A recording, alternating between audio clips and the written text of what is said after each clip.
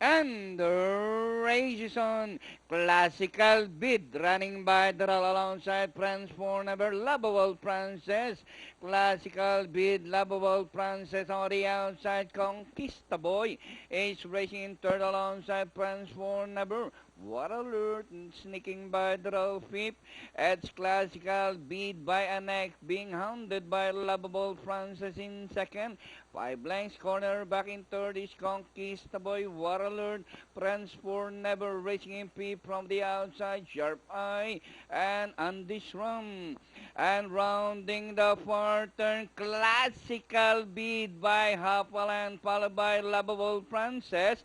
What alert, racing third by about 4 lengths. Then here comes Prince for Never, Conquista Boy, as they race the last 450. Classical beat, this time by about 2 lengths now. Lovable Princess in second, War Alert in third by the Prince for Never.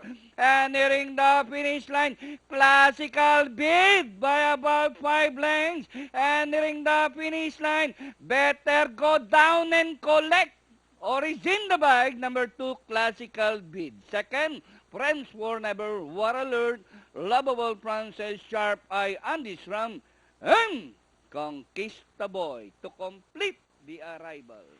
Mm-hmm.